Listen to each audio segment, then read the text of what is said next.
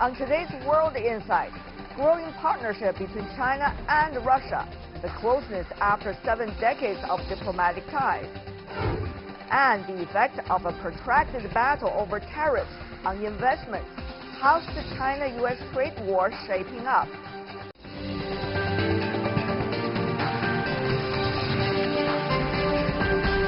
Hello and welcome to World Insight with me, Tian Wei. The program is coming to you on CGTN from Beijing. We begin today's program by examining China-Russia relations. China's Foreign Minister Wang Yi said relations have been the tightest in history since two countries established diplomatic ties 7 decades ago.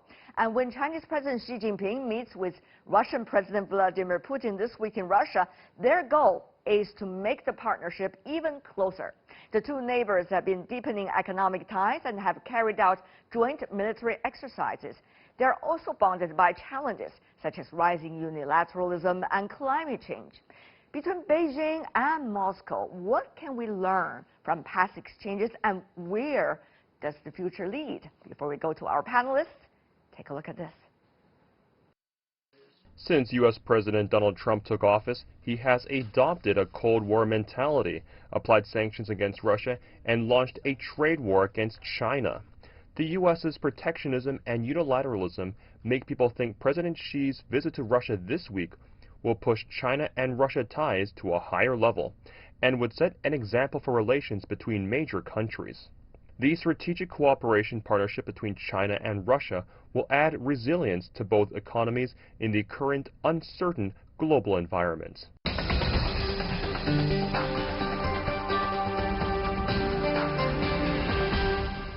For more discussion on China-Russia ties in Moscow, we have Alexander Lukin, Professor and Director of East Asian and SCO Studies at the Moscow State Institute of International Relations. Good to see you, sir. In Washington, D.C., we have Anton Fedoshin, Professor of Russian History at the American University. Good to see you, Professor.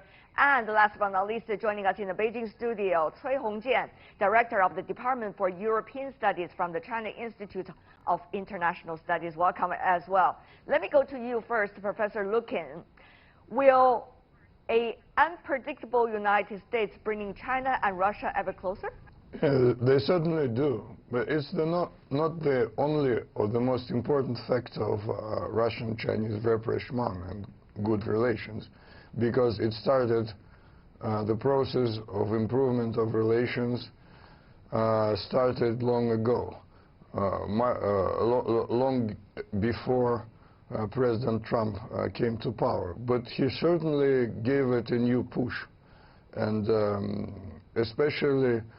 Well, I would say that the new period started a bit early in 2014, when the United States applied sanctions, used sanctions against Russia. But now they did the same thing against China, so both countries are quite dissatisfied with the United States. This is one of the factors of at least speeding up the process. How big is the American factor in this relationship between Moscow and Beijing, Mr. Cui? I think if we look at this relations between China and Russia, always we can find maybe two different categories. Firstly, yes, there are a lot of the pressure from outside. At this moment, certainly, just like Russian guest mentioned, this tension between China and the U.S. give another dynamic for strengthening China-Russia relations. But of course, we need also take the importance of internal, monument for the bilateral relations between China and Russia, because firstly, they are biggest neighbors with each other. I think how to deal with these neighborhoods very, very important for the foreign policy for both two countries. Secondly, more and more economic cooperation and more trade and more, people-to-people contact. I think all of this will give a very, very strong dynamic for bilateral relations. How much do you think, Professor Lukin, about the so-called the way to look at the world and the world order will be able to put the two countries together strategically? And when it comes to strategically, it's usually very strong, not like on one issue or another. Is this the moment, or is it too early to say it? Well, from American point of view, there is a mythical liberal world order which doesn't really exist. And from that point of view, they say that Russia and China undermine that world order. But you cannot really undermine something that does not exist. And if Russia and China think that the real world order is the kind of world order that came into existence after the Second World War, based on, let's say, the leading role of the United Nations and the Security Council. And from that point of view, the United States actually is the country which undermines that world order. And Russia and China are actually conservative forces. They want to maintain that world order because it's good for them, and they both gained from that kind of world order. Right. Professor Vedashian, in Washington, of course, we saw Washington earlier made effort by the Secretary of State, usually being believed as one that is pretty much against everything about Russia, but did travel to Moscow and meet with the Russian president and said a few, at least, pleasing words. But whether he has a lot to get back home, I'm not sure about that. But now you see during the state visit of the Chinese President Xi Jinping, China and Russia is going to have, once again, very close interaction, one of the many recently.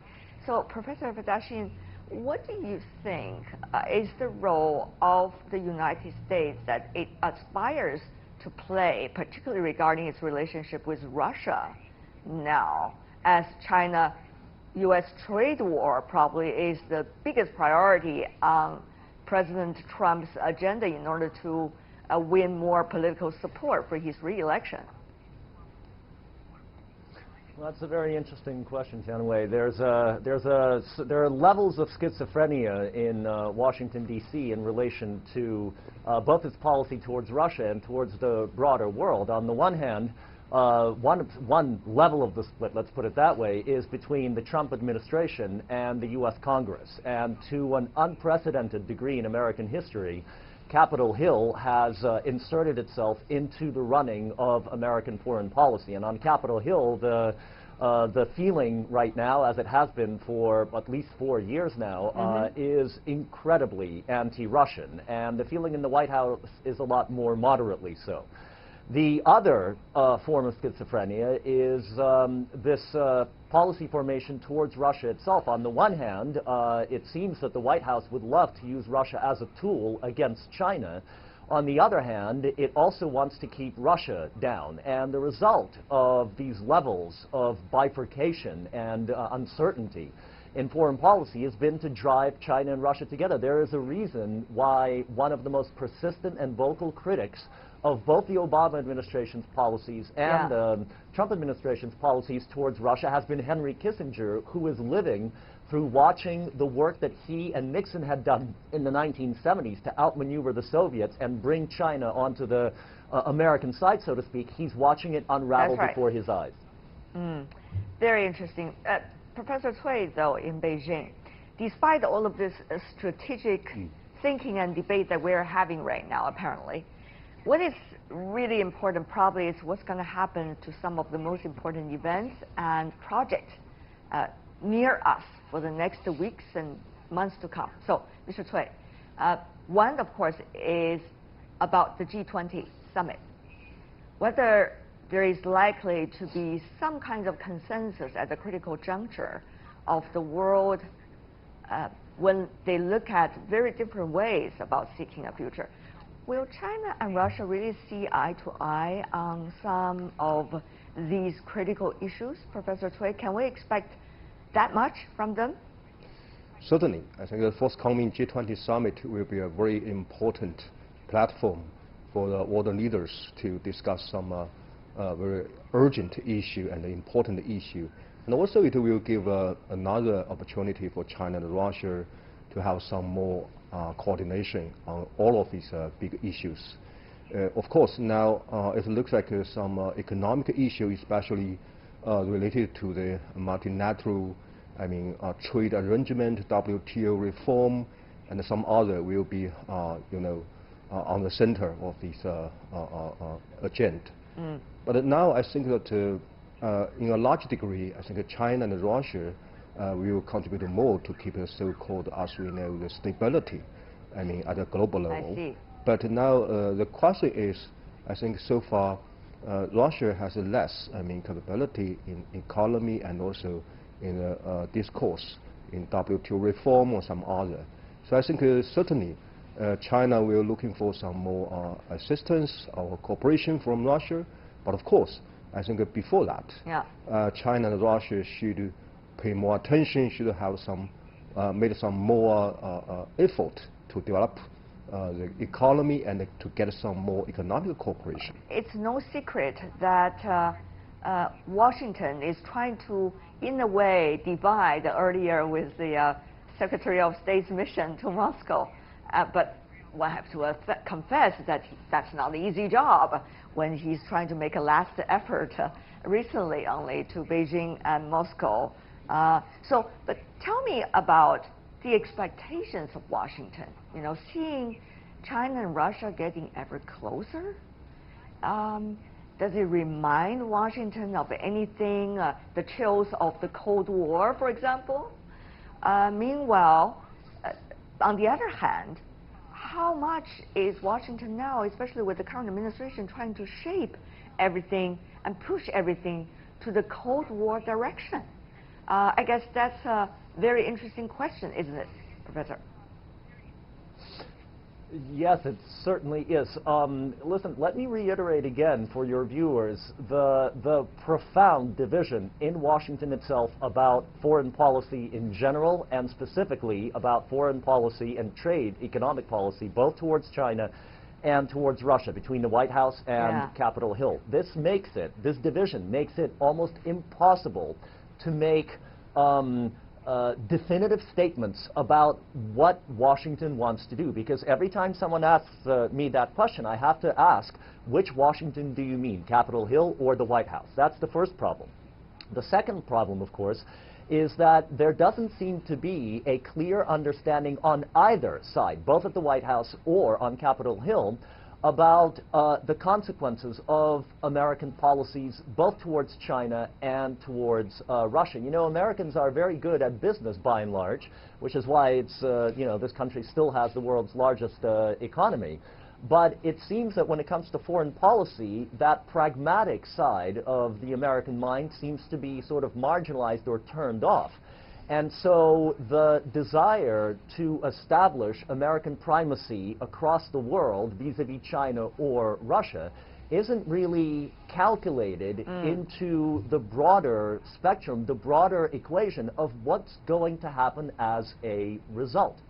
And the result, as we've seen, is to bring Russia and China closer together. But this is not just a Trump administration problem. The Obama administration started to negotiate the Trans-Pacific Partnership to the exclusion of China. They should have realized what effect that was going to have. The Bush administration completely failed to calculate the consequences of its actions in the Middle East.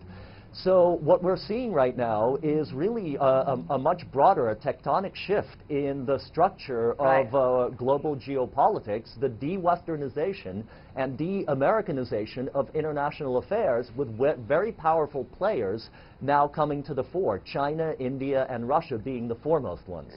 Very interesting. Well, at the same time, there's another layer of issues that is someone is trying to push the so-called decoupling. As a result of that, Professor Lukin, you're going to see global supply chain as well as technological advances and cooperation, culture, education, academic exchanges, not to mention political ties, likely to be shaped in a different way if we are going ever closer to the verge of decoupling.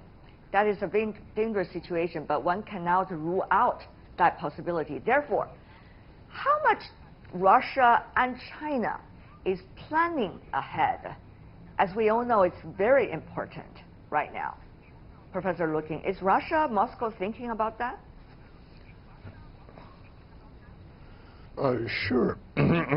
Well, what Russia found out a bit earlier after 2014, and what China is finding out now is that their economies, the model of their economies were very much dependent on the West, on the United States, because they never believed that the United States was going to use its position for political reasons or for ideological reasons, as my American colleague has just said.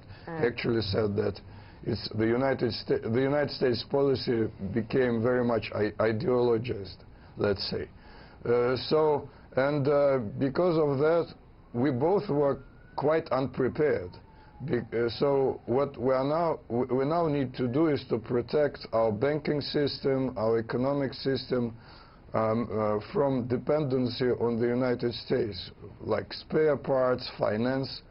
Like one part of it is the so-called de-dollarization of economic exchanges, so we can live without the United States or under pressure, because this pressure is not going to go away in the foreseeable future. It is now clear. And I think that President Trump's role is that he explained this to China very well, and now China is beginning to understand it.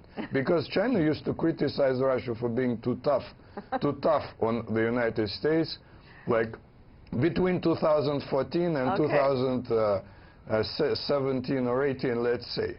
But I always told my Chinese friends that you just wait, they haven't started yet. So now they did. So now it's very clear. Your Chinese counterpart and your American counterpart are both smiling and laughing while you're making this certainly very thought-provoking, I would say, statement over there. Mr. Cui, of course, that's in a joking matter, Mr. Lukin said it, but there is the danger, as we mentioned earlier, of so-called decoupling and their world being divided into two or three or several pieces.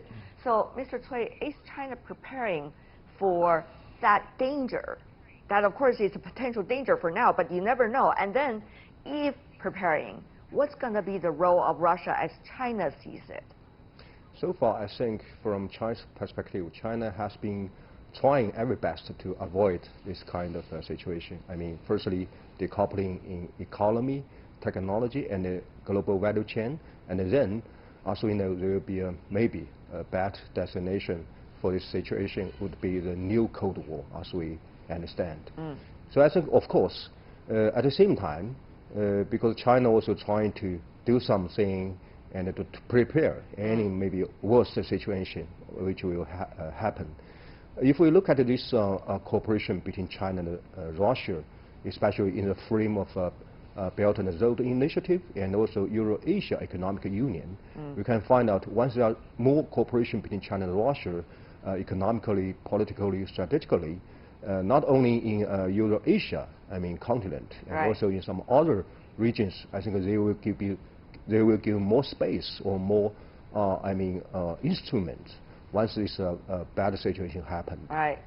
Well, this is only one of those many times that it seems that the presidents of China and of Russia are to meet, and they're also likely to meet at the heads of state meeting of SCO for later of June. There are a lot of international and interactions to come between these two countries. For now, before we go, final words from all of you, if you can, one sentence and one sentence only, please, gentlemen. What can we expect from this round of exchange between China and Russia, the two presidents?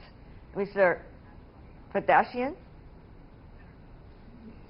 Yes, I am very optimistic about what will come out, but let me just mention two things that I find of somewhat concern. Number one, yes, the relationship between China and Russia is becoming too personalized by the relation between Putin and Xi. And number two, is Russia producing enough China specialists in order to build the support for what is clearly an important relationship for both countries? Are you trying to ask that question to Professor Lukin? It seems that you are trying to. Professor Lukin, very briefly respond, and your thought, one sentence if you can, sir.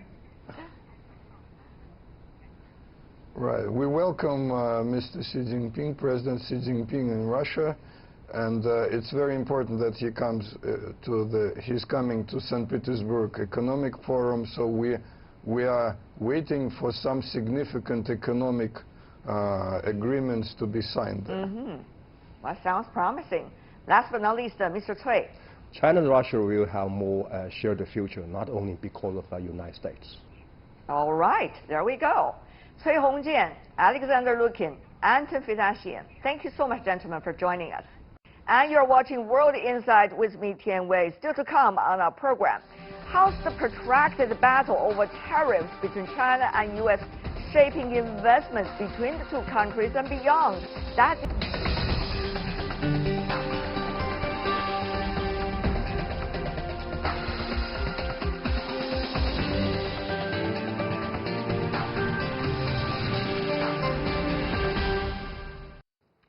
Welcome back. You're still watching World Insight with me, Tian Wei. The program is coming to you on CGTN from Beijing. Now let's talk about China-U.S. trade. Uncertainty lies ahead for Chinese companies such as Huawei and many others in the American market. American producers and consumers agree that they too will be hurt by added tariffs, and global economic growth is at stake if the world's two largest economies don't get along. Both sides say they want what's fair, but a deal has yet to be reached. How will all parties cope if trade tensions keep escalating? And what about the fate for investors busy between China and the United States? Before we go to our panelists today, take a look at this first. Beijing and Washington are in a stalemate in the month-long trade war. On Tuesday, the Chinese Ministry of Culture and Tourism issued a warning to its citizens to exercise caution before visiting the U.S. The alert comes after the most recent wave of mass shootings in the U.S. For months, China has tried to avoid a trade war that could hurt the global economy. On Sunday, the Chinese government issued a white paper on trade frictions with the United States. The white paper stresses the economic and trade friction provoked by the U.S. damaged the interest of both countries and the wider world. The U.S. imposed tariffs harm others and are of no benefits to the U.S. itself, impeding two-way trade and undermining market confidence and economic stability. The trade war does not make America great again. On Monday, the U.S.-based Institute of Electrical and Electronics Engineers reversed restrictions on employees of Huawei and its affiliates to edit and peer review IEEE's research papers. The previous restrictive approach triggered extensive criticism from the international research community.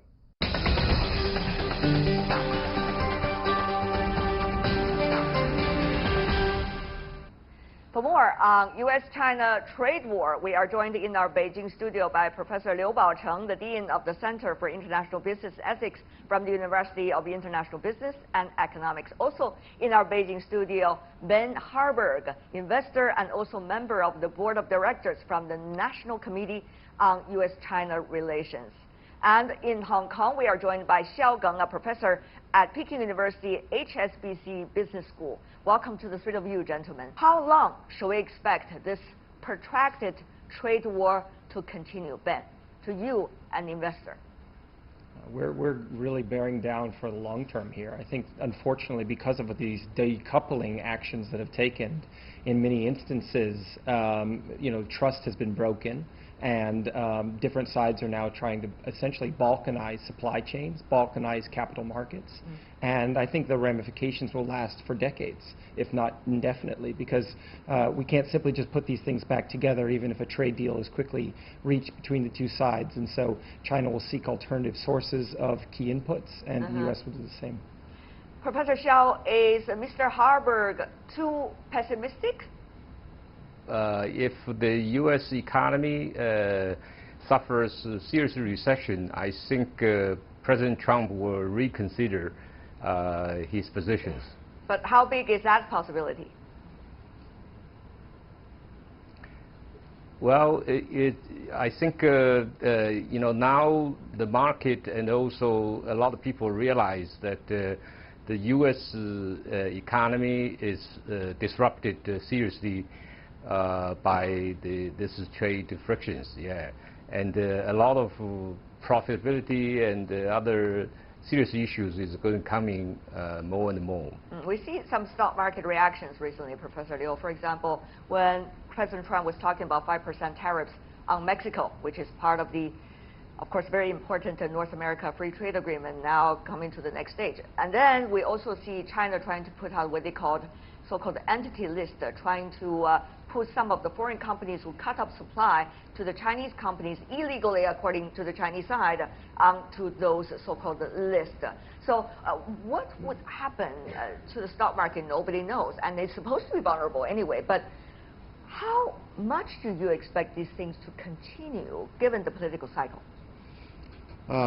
Well, we do not really see quite much of a deter because at this moment, each side is really stepping up their weapons for injury. So unless each side feels the real pain, and then there is a backfire in the backyard, they won't really stop. So, Mr. Harburg, which means you guys are going to suffer because you're going to put real money, real investment into various projects on both sides. So you are sucking in all the losses as a result, the business communities from both sides. Is that? I mean, investors like my firm are probably pretty well buffered against this situation. So most of our investments are focused on China, Chinese consumer internet. Our companies aren't relying on U.S. imports, so chips, operating systems.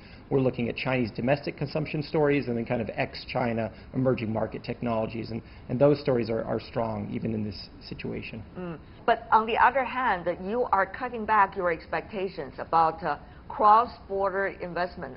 What I'm saying is between China and the United States. Is that what you're trying to indicate? Well, our firm had already stopped doing that about 2 years ago Yes. on the basis that we thought returns in China and emerging markets were stronger. But I think if you're someone today who's trying to use Chinese state-owned capital to invest in the United States or investing cross-border, it's going to be a pretty difficult stretch. But on the other hand, Mr. Harburg, if I could challenge you a little bit, because many of the investment and projects that you're doing here in China, and for the other investors as well, are pretty much an entity behind which there's an international team, particularly about innovation and the application of innovation. So when you have a real decoupling situation between the two economies, two driving forces of the world economy, what kind of reality are we really thinking about right now? Are you prepared for that? No, I think certainly one of the four kind of core areas of decoupling that we're worried about is the innovation decoupling. And historically, the innovation pendulum has swung back and forth between the two countries, and one will innovate and the other will kind of iterate on that design and then build something new, and then the other one will copy, and it goes back and forth. And we're actually in a place where a lot of the consumer internet models pioneered in China are now being replicated in the United States. And so I think decoupling that innovation on both sides will be difficult for both sides ultimately. Over the past few weeks, stories coming from major Chinese companies, major Chinese global companies, they talked about attempted or already withdrawing from being listed in the New York Stock Exchange, for example. And they talk about going back to China, the Greater China, and be listed in some of the major stock markets here. How do you see this trend? Is this another step of decoupling as a result of the recent realities for the Chinese companies? This will be a trend. A lot of Chinese companies listed in the U.S. now they discover that there are serious problems. So they are moving back to Hong Kong, and here the investors are much more familiar because their business are mainly in China. So this will help to decouple the two big economies. And the Chinese economy is much bigger in terms of number of investors. So if you look at the long term, this will be a trend. The market will move back to China. Well, Mr. Harburg, of course, there was already earlier discussion about this. Chinese economic and trade system has already growing in such a way that it is, to a certain extent, different from so-called Western style. And the American way, of course, is not going to change as a result of the existence of China's system. So there is already quite some differences between the two, and therefore, this earlier or later, this is going to be the case anyway. Some say that. Do you agree? I don't necessarily agree. I think actually we have very synergistic systems. You know, in some instances, perhaps Americans can produce chips or IP that can be harnessed by technologies that the Chinese then commercialize, and those are able to be sold into emerging markets, kind of to target the next billion consumers in a way that American kind of front-end companies might not have been able to do. And so, you know, there are about 52,000 jobs today in America tied to producing technologies for China. You know, most of the chip companies today in America, 30 to 50% of their exports are into China.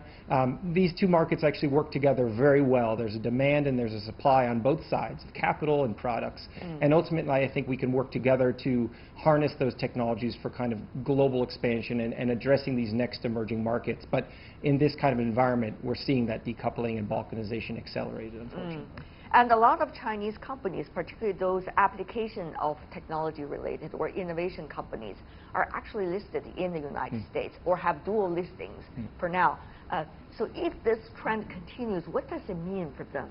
I have to respectfully disagree with the other panelists. I think that, you know, the trend of companies delisting from the United States and going back to the A-share market or even Hong Kong had already started a few years ago. As he correctly identified, they came here because the investors here understand those business models more intimately. The multiples are higher in this market for many companies, and so it's an attractive proposition for them to delist. The one company that did that very recently, which was a chip company, was a very lowly traded business, not a lot of liquidity there, so I wouldn't say that that's kind of a harbinger for things to come. I still think that most Chinese businesses But there is reporting about Alibaba, though, even though Alibaba did not react positively or negatively to that report. Sure, but if you talk to Charles Lee, he'll tell you he's been trying to get Alibaba back for years after losing them because of the A-share, B-share debate and control over the company. So I'm not surprised by that move either. Companies still view the NASDAQ and the NYSE as the global exchanges, and if you want to be a global company, let alone one that targets America, you need to be listed on those exchanges. How well equipped, Professor Liu, are the Chinese companies when they are still thinking about dealing with the United States market and continuously doing what they've been doing over the past 40 years with the so-called political sophistication and also the practical skills to be able to move swiftly once realities change, Professor Liu? Companies are really responding with such a level of uncertainty with a number of scenarios. So either divesting or reallocating their business, and also get ready with price markups if the tariff is still being mounted up. So therefore, businesses are really very savvy. Actually, 2 weeks ago, I toured around in the United States. Actually, everyone, not only the Chinese companies who are dealing with the U.S., but U.S. companies dealing with China, are also preparing with a number of scenarios so that they can really respond in a more positive or preemptive fashion. How much do you think the business should be prepared? To what extent can they really be prepared, given as big a scenario as we talked about earlier, Professor? Well, yes, the decoupling is actually increasing cost of, and maybe for a very long time. So the companies, they have to prepare for that by basically looking at alternatives, and this is the reason that I think the Chinese market, particularly the Hong Kong market, will be used more often because the U.S. market now is become like not reliable because the influence is so much by politics. And that's the number one uncertainty companies don't like. You can't imagine what are the alternatives that would replace the United States for China, or replace China for the United States when it comes to trade and economic ties for the near term, so that the two economies could still grow with the momentum. Mr. Harburg. Yeah, I think it's going to be it is impossible, right? I mean, we can describe a world where China kind of isolates itself technologically, builds its own operating systems, chips. I don't know what the timeline is for that being achieved, but it could happen. But ultimately, everyone is damaged in that scenario. The American companies that produce the core technologies, that harness the IP, they're losing the commercialization of those technologies and the global scaling. Likewise, the Chinese are losing access to the technology. And so, as I said, they're very synergistic markets, and the damages here are ultimately going to be felt on both sides. And I think we can walk back from this edge. I really feel like we're right now being held hostage by a group of individuals who are using tariffs as a ploy, essentially, to get what they want in a system where they can't necessarily dictate things on a legislative process or with an interagency working group. And so that's why we see things like the Mexico 5% trade tariff coming into play and what is essentially an immigration and safety issue. I think they've just kind of come to the point where they think this is the only thing they can use to get things done in a relatively inefficient way. But on the other hand, you also heard different voices accusing the American business community, for example, Jeffrey Sachs, talking about it's not necessarily China's problem, but rather the greed of American international companies that have been creating the so-called trade deficit and also the trade issues between China and the United States. What do you think, Mr. Harbour, as a member of the American business community yourself? Listen, I think that's the trade deficit, as many people have already dismissed, is not really the metric of success of an economy, right? So I don't think it's fair to use it. I don't think it's due to American greed. I think American companies evolved in the way that they could based on the strength in the Chinese market and low-cost manufacturing, the American ability to generate and harness IP. So in the long term, I think this was a good fit for both markets, and the result was going to be a trade deficit, but that's not the reason to initiate tariffs. What do you make of that, Professor Liu, of the earlier fact that pointed out by Mr. Harbour that some of the domestic issues and conflicts are being externalized in a way by Washington finger-pointing others, say, see, you didn't do this, and therefore that's where we are. Professor? Yeah, so to find a scapegoat is really the conventional technique of any politician if they are really not acting in a responsible fashion towards their own nation. And that also can at least temporarily cover their inability to navigate the economic growth course. So now, with time, people are really getting more and more aware that what type of games he's playing. For example, I'm going to win and China is going to pay, or Mexicans are going to pay, but in the end it is really the American businesses, American consumers are going to pay, but the federal government is going to enrich its coffer because tariff goes directly to his pocket at his disposal. Of course, they could also give subsidies to the farmers, but whether that's sustainable But then practice, he can really curry favor with the farmers, with the dollars paid by every American consumers. There we go. So it's a very simple matter, actually, if you think about it. Professor Xiao, what do you think about the debate that we're having right here, the nature of things? China market and the Asia market is really so big. And the companies, the multinational companies, they already are here. So basically, they will tend to cut, the relations with the U.S. So it's really bad for the U.S.